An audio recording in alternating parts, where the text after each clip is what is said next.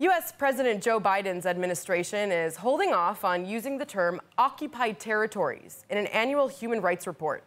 The term was famously abandoned by predecessor Donald Trump, in addition to other pro-Israel policies implemented during his term, including declaring Jerusalem as the capital of Israel, which was also repeated in this report. Let's find out more about the annual report on human rights and what we can gather from it about Biden's Middle East policy. Let's speak with Kevin Racklin, the U.S. Director for the Alliance for Middle East Peace. Thank you so much for joining me today. Thank you for having me. Great to be here.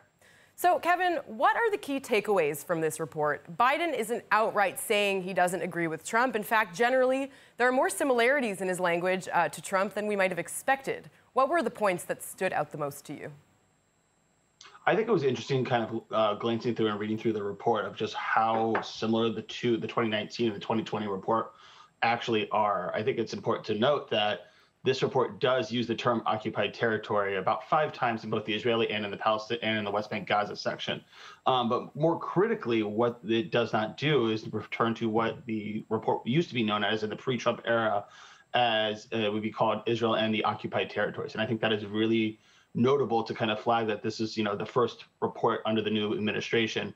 And in the title of the report, they don't kind of go back to that old usage of occupied territories. However, I think the administration has come out and said it used the territory definitions rather than the broader term of occupied territories to be more specific. Now, what that means going forward into 21 and 22 is a completely different situation, and I think we should watch to kind of see what happens. But I would note that the biggest thing, in my opinion, that was in this report that needs to be talked about is this explanatory note at the end of both the Israeli and the West Bank Gaza section, which talks about Jerusalem as the capital of Israel and Israel's sovereignty over the Golan Heights, but is specifically ambiguous on the borders of Jerusalem and what that means, as well as any borders between Israel and a future Palestinian state. And I think that is actually very important because it kind of shows where this administration is going as it relates to a two-state solution and their opinions on whether or not Jerusalem may or may not be, at least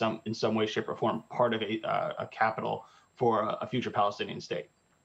Yeah, I guess that leaves a lot of room for shifting policies from here forward. Kevin Racklin, thank you very much for waking up early for us all the way from Virginia. All the best to you. See you soon. Of course. Thank you.